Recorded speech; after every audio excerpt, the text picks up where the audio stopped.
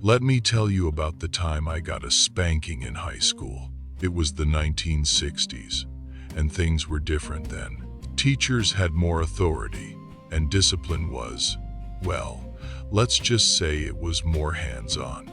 I was a bit of a slacker when it came to math homework. I'd rather be out playing baseball or tinkering with my car than wrestling with algebra. A few times that year, I just didn't finish the assignments. I thought I could get away with it, maybe charm my way out of trouble.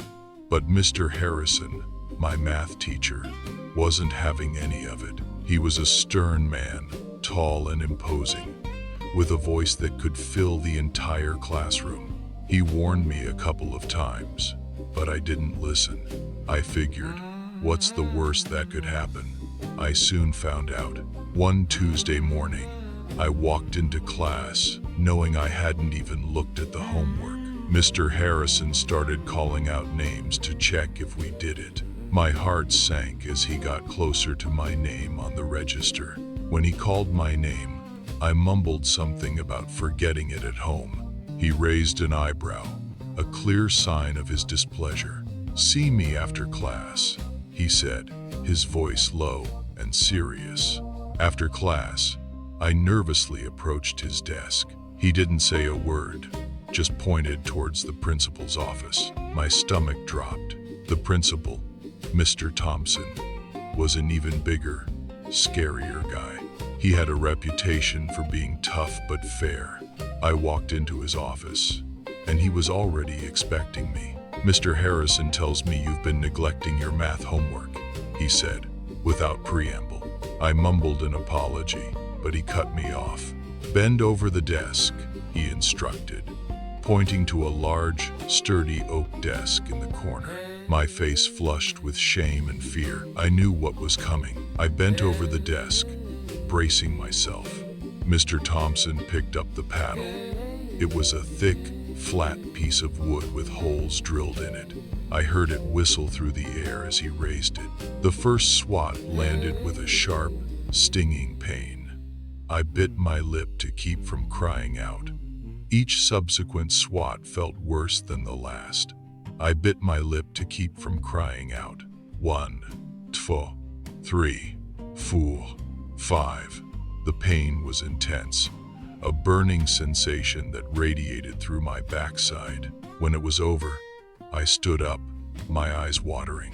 Mr. Thompson looked at me sternly. "That should be a lesson to you," he said. "Always do your homework." I nodded, unable to speak. I hurried out of his office, my cheeks burning with humiliation. Walking back to class was the longest walk of my life. I could feel everyone's eyes on me. When I got back to Mr. Harrison's class, I avoided eye contact. I just sat down and stared at my textbook.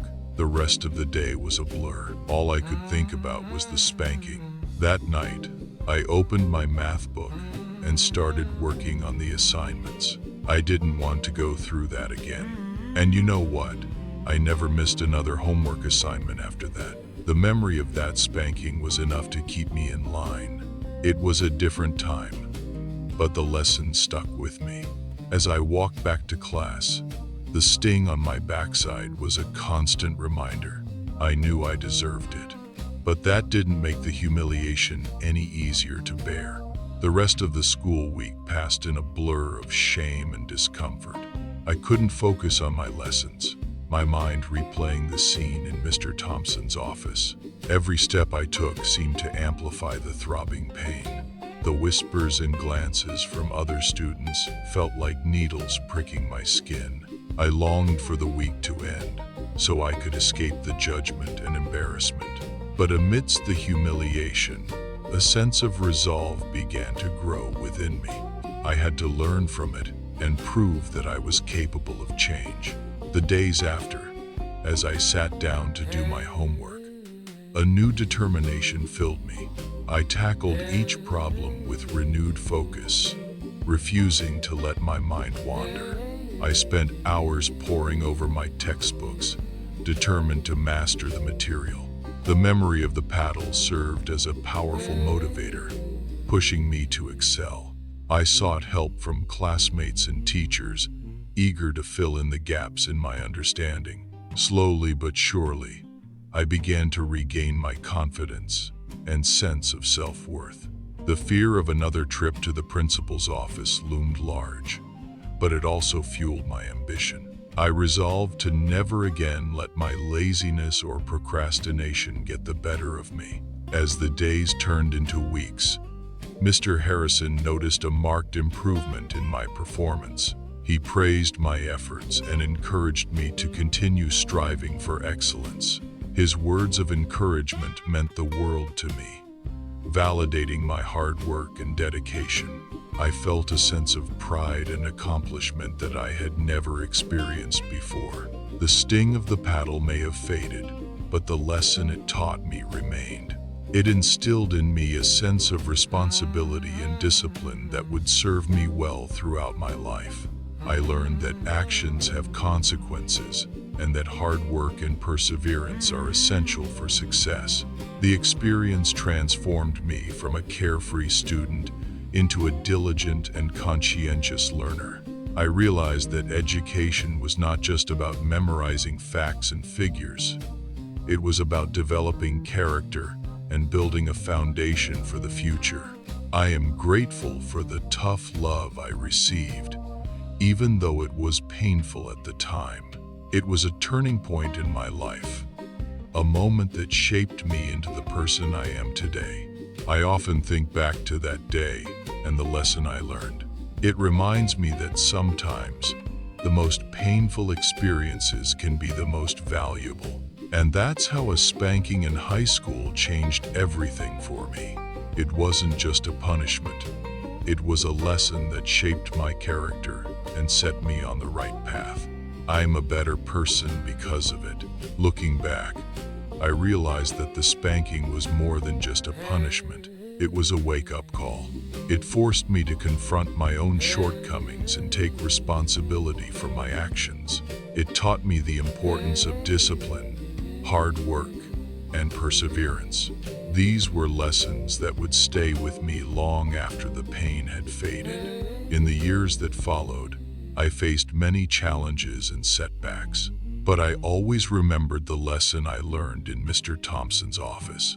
I knew that if I worked hard and stayed focused, I could overcome any obstacle. And so, I persevered, pushing myself to achieve my goals and make a positive impact on the world. The spanking had been a painful experience, but it had also been a catalyst for growth. It had transformed me from a careless teenager into a responsible and determined young man. And for that, I am eternally grateful. The memory of that day still lingers, a reminder of the power of tough love and the importance of learning from our mistakes. It is a story I often share with others, hoping to inspire them to embrace challenges and never give up on their dreams.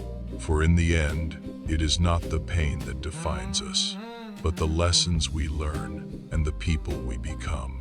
And so, I carry on, striving to live a life worthy of the lessons I learned in that small, unassuming office. That spanking, as unpleasant as it was, set me on a course correction. It instilled a work ethic I lacked. It was a painful lesson, but one I desperately needed. I often reflect on that day, understanding its profound impact. It wasn't just about homework. It was about accountability, a lesson that has served me well throughout my life. And so, I share this story, hoping it resonates with someone. Like and subscribe for more stories about punishment.